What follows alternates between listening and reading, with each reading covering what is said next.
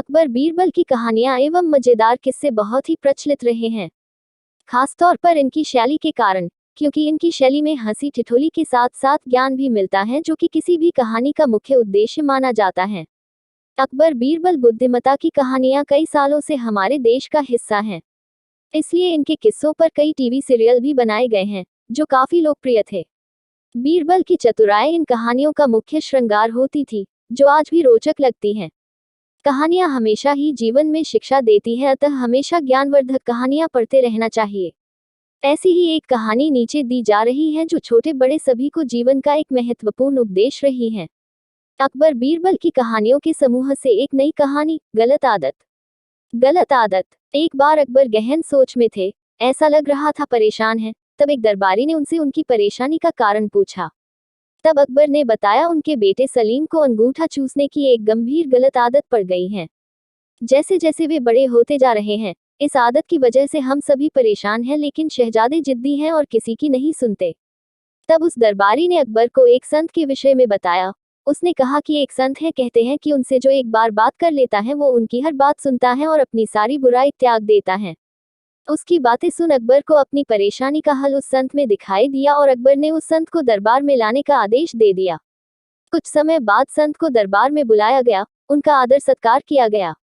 तब संत ने लाने का कारण पूछा। अकबर ने उन्हें सलीम की अंगूठा चूसने की आदत के बारे में बताया और कुछ उपाय करने कहा।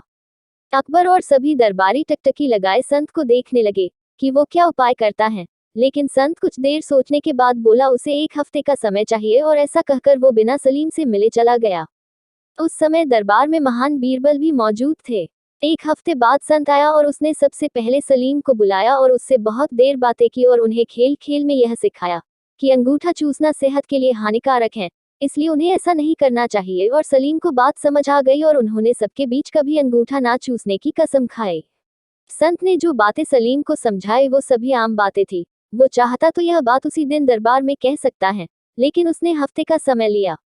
यह बात अकबर और दरबारियों को हजम नहीं हुई और उन्होंने इसे दरबार की तौहीन माना और अकबर से संत को सजा देने की मांग कर डाली।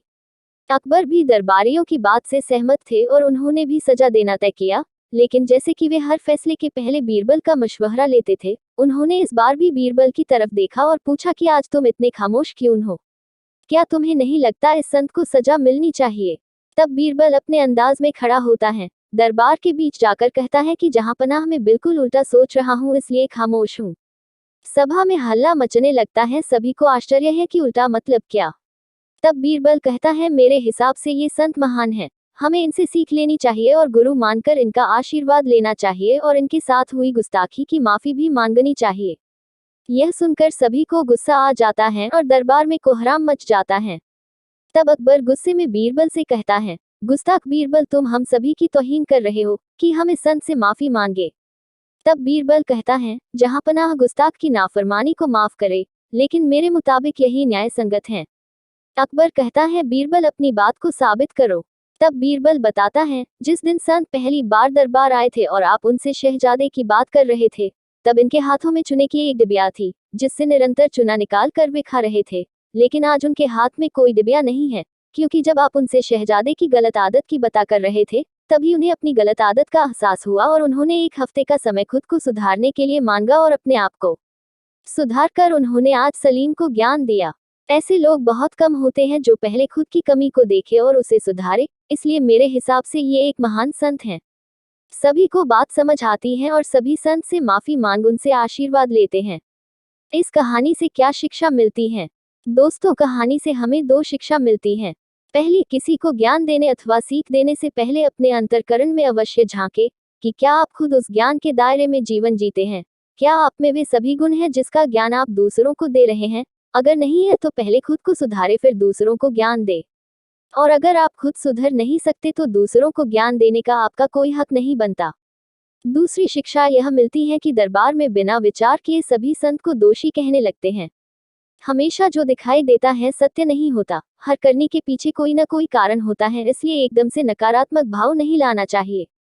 हमेशा परिस्थिति का अवलोकन करना चाहिए, क्योंकि जो दिखाई देता है वास्तव में सत्य वो हो ये जरूरी नहीं है। अपनी राय कायम करने से पहले सच जानना जरूरी है। इसलिए बीरबल ने कहा था उसका निर्णय न्याय संगत है। पौराणिक कहानियां हमें धार्मिक ज्ञान देती हैं जो हमारे जीवन में काम तो आती ही हैं, साथ ही हमारा सामान्य ज्ञान बढ़ाती हैं।